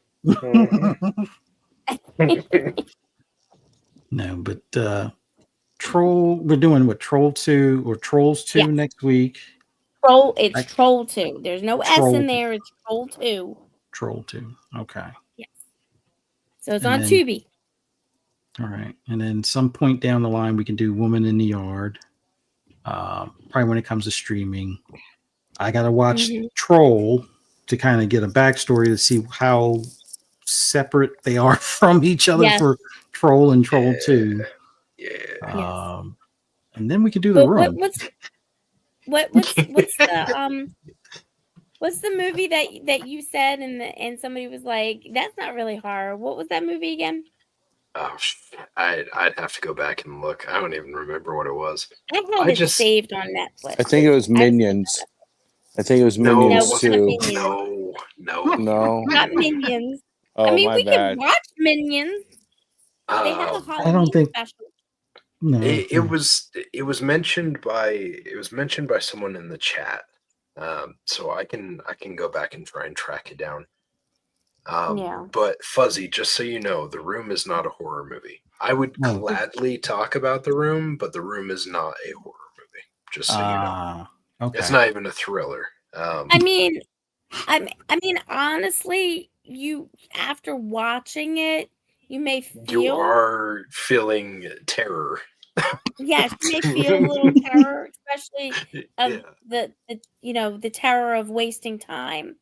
But other than loss that, of time, terror of yes, It's one of those movies where it only goes for like an hour and maybe 30 minutes, but it feels like it's maybe 3.5. But as you digest it, like you almost need to take notes or put little like bookmarks in and go back and visit certain scenes again, because as you see them over and over again, you're like, this is what the fuck did I just watch and what is happening? It's not a musical in any way, is it? No. Okay. No. Well, I mean, he's seen a lot of the things that I've seen, so he might actually be used to that. Okay. Well, yeah, whatever the case is, whether we cover it on here or not, or something else as like a 0.5 episode or something, if anyone ever wants to talk about that film, I will gladly watch it again. And yeah, it's great. Great movie. All right, well, we're gonna do Troll 2 next week. Sweet. And then we'll find that movie that Cypher had suggested. It's got to be in Twitter. I think it's in Twitter. And then Oh yeah, I think it's in your guys' group chat. Okay. yeah, let me see. But it'll be a little ways in there. But I want to say that was what, like 4 or 5 episodes back, maybe. Oh, I think it was So it's longer been a than minute. that. Yeah. Was that? Yeah, it was a while. Dude, time is just blurring together right now. I think it was last year sometime. Oh shit. Okay. I think so, at least. It's Oh, there you're was probably right. There was another thing that Dreadpool sent me. Let me see if I can find this one thing. Was it Don't Suck? No, it wasn't Don't Suck. Oh my gosh. You always got to bring that up, don't you? Jesus. That movie was Oh, it's that. Wasn't it that Netflix one? Yeah, it was, okay, here it is. It's What's Inside. Yeah, it's What's Inside. Oh yeah. Yeah. Yeah. That was it. Let me find this other one because he just sent it to me. Yeah, whether we choose to do that one or not, I don't mind. I think Sin from our chat, when Sin ducked in one of the times, I think he recommended it. And so I was just passing it forward because I was like, oh hey, look, there's a film. Like good. Whether we watch it or not, whatever. I'm good with it either way. So Dreadpool sent me this thing about they're gonna make a new Nightmare on Elm Street 2025 new trailer. Miley Bobby Brown and Robert Englund is in it. Oh wait, I don't know. No. I don't know if it's a real movie or not. That can't be real.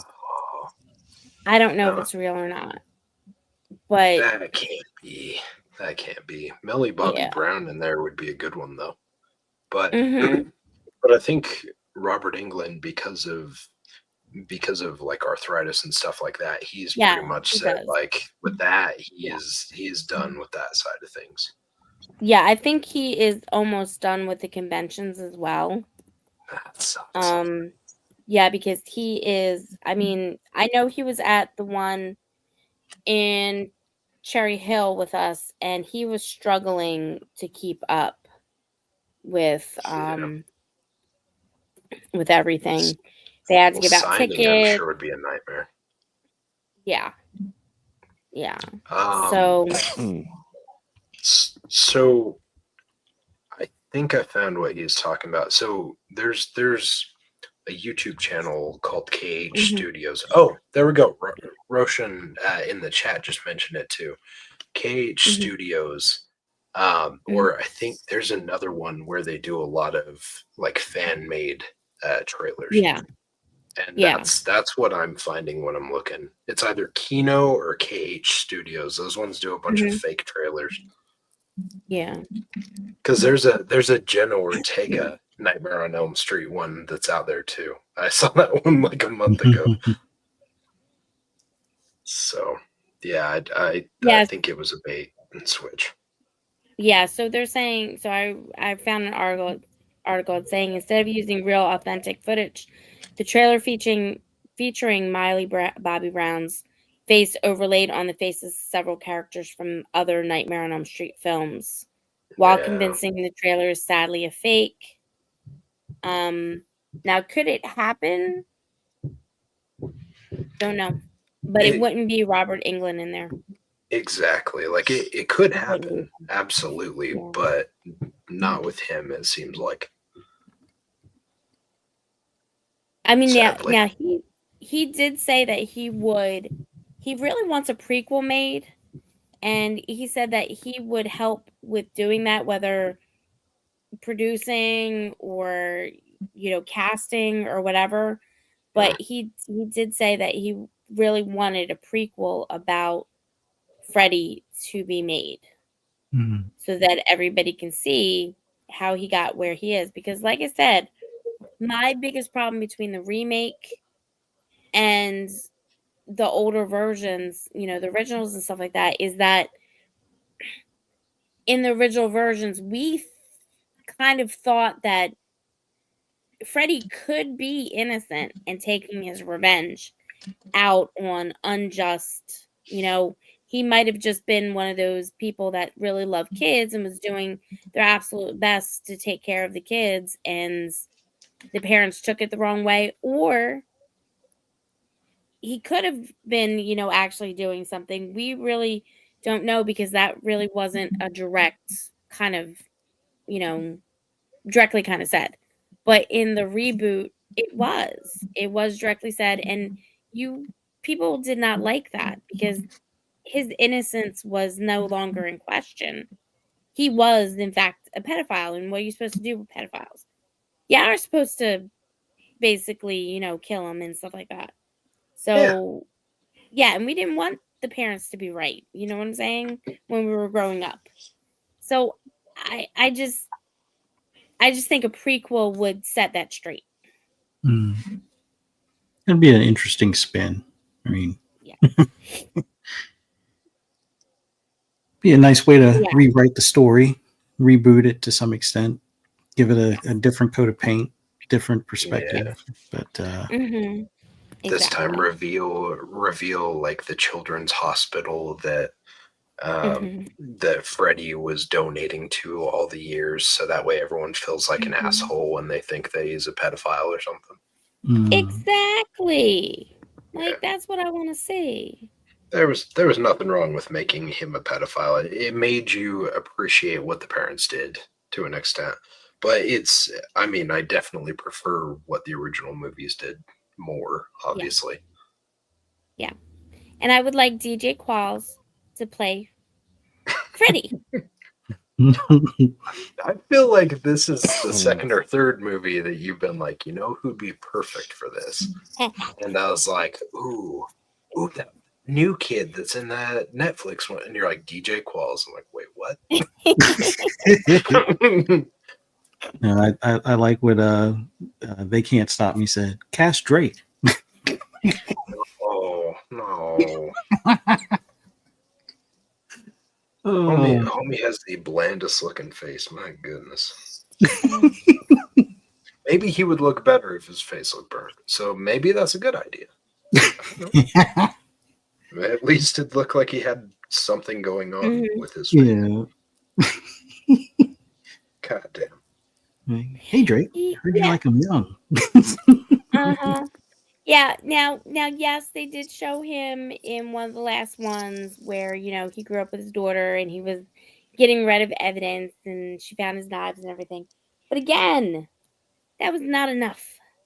Not enough. We want to know how Freddie got to be who he is. Because even though he could have been a pedophile or he could have been, Wrongly accused. doing that, or he could have been doing that, he could have been a victim himself. And we still should feel for him. He was a chef that got turned down from one of the illustrious, world-renowned restaurants because they found his pubes in the food, and he went on a dark binge and started killing children, and that's where we come to it in 1984. Yeah, that would be a interesting spin. I just watched Fight Club recently, so the idea of pubes or pee or something in food just, Oh my god. still on mind. So, Oh my god. Oh boy. oh boy. And on that note, All right. Well, we want to make sure Fuzzy doesn't turn into a pumpkin. Mm-hmm. No, I might need him later. So, all right. So we have decided this is between a 6 and a 7.4. The Autopsy of Jane Doe. We're gonna do Troll 2 next week, and we're gonna do the other movie, What's Inside, right? The following week. And then maybe we'll get around to watching The Woman in the Yard. Yeah, We need more convincing. I'm convinced. That's only one of us. You have to convince 2 more on the panel. Okay. I'm Get your convinced. campaigning practice in. I'm convinced. I'll watch it. Uh-huh. I'm easy when it comes to watching these movies. You give me an excuse to watch something that I haven't watched. That's right. We forgot to put a list together for his homework. You're damn right you did. So that's why I had such a mellow week, because I didn't have any homework to catch up on.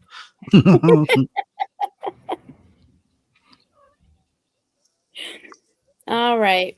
So, Foamy would like to tell you that he's very pleased with our work, and he would like me to pet him now. There you go, Foamy. All right. Yeah, he's purring now. Okay, so outros. Presto, where are you gonna be? So thanks for having me. It was fun. It was good to pick a movie we all enjoyed. We all deserve a good movie every once in a while, compared to some of the ones we have to watch. So I just remembered I will not be available next week. I'm going to Washington D.C. There's a convention up there called Awesome Con. It has like a Goonies reunion. It has a Ninja Turtle reunion. Orlando Bloom, Liv Tyler's there. Yeah, they have a wide selection of people. I never was there yet, or at this convention, so I don't know what to expect. But I'm pretty pumped. I'm going mainly just Saturday, but I figured it'd be nice if I could go Friday, explore the city a little, or do something, see a baseball game or something, and then do the convention Saturday, then come home for it's about a 3.5 hour drive each way. So not horrible, but annoying enough. Mhm. So yeah, that's basically going to be me. Yeah, that's basically what I have planned. Nothing else really happening. We actually are supposed to get some nice weather this weekend up in Pennsylvania. It's supposed to be like Yeah. 80 tomorrow, so What? that's a plus. Yeah, Yeah, it's surprise. 50. Yeah, it was like 30 yesterday or Mhm. something, in like 60s or so. So, oh, well, Yeah. the 80s. Okay. Well, we can do Troll 2 not next week, but the following week. And we can do What's Inside next week. Okay. Yeah, we could probably Okay. do Yeah, I don't that. want We to need miss your Trolls 2. expertise on Troll 2. I don't know if it's expertise, but You can't miss out. If we have to experience it, you got to talk about it too. Yeah. okay. No problem. I'm game. No hate. We all get along. Yeah.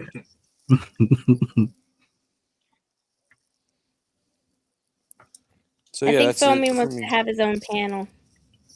No, the cats do not get their own panel. Is he I saying think we're he not good wants- enough? Jesus. He wants to be on now. No, he just wants the panel to disrespect. feed him. That's what all he cares about. Hey, that's fine. I will gladly give the cat treats. Hey, he shits on your floor. That doesn't affect me. It's fine. It's on you. Mm, Just got a point. yeah. No, but the awesome con sounds awesome. So hopefully Yeah. be safe and have some fun out there. Thank you. Mhm. All right, Fuzzy, what about you? Because you have a long list. Let's get yours out of the way. Well, I'm going to be on a bunch of podcasts. One later on tonight, Xbox Ultimate, 9 p.m. on Fun Speculations channel. So pretty much after this podcast, grab a bite to eat and talk about some Xbox stuff and have some fun. Sunday feed the will cat. be, yeah, well, that's a given. Sunday, Pixelated Echoes at 8 p.m. Eastern Standard Time. Me and 3-Bit will be talking about some industry stuff in gaming. And I don't know if anybody paid attention, but Switch 2 is probably right around the corner. So if you're a Nintendo fan, get those pre-orders or be ready to get those pre-orders before bots do. People are going to try to scalp those things, considering how popular Nintendo is. No podcast on Monday afternoon. Xbox. Oh, sorry about that. My alarm for the cats.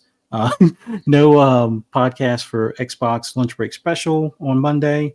Boom is taking a little bit of time off before he does some game reviews and things coming up. You'll see postings from him on social media. But later that night, FSP talking about the games that come out next week.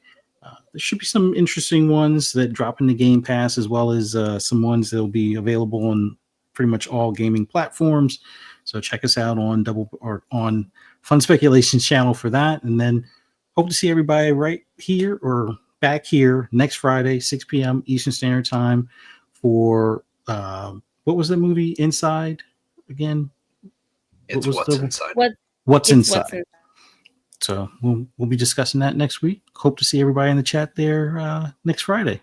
Hope to see you then. Thanks again. All right, Cypher. All right. Well, I'll try and keep it short. You can find me on social media or Xbox or wherever as Silent Cipher, be it Blue Sky or Instagram or Threads or whatever. You can also hopefully find me playing some video games this weekend on Xbox if I get some free time. And I think potentially Louie and I are going to be doing another Balatro stream tomorrow morning. Not sure on the timing if we're doing that one, but it should be somewhere between about 10 p.m. to 12 p.m. or 10 a.m. to 12 p.m. Eastern.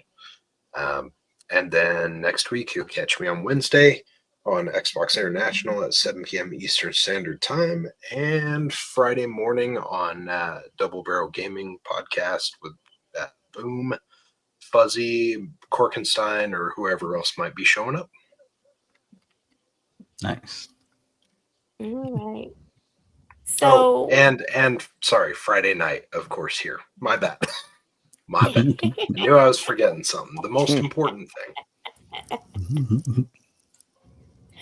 so besides Fright Night with Ferocious Fee, you can check me out on Blue Sky. I am on Twitter, but not as frequently anymore. You can always email me at ferociousfee78@gmail.com. And I won't be at the Monster Mania May show. I will be doing something else. But I will be at the Cherry Hill one if you guys are there. So, goodbye. Later.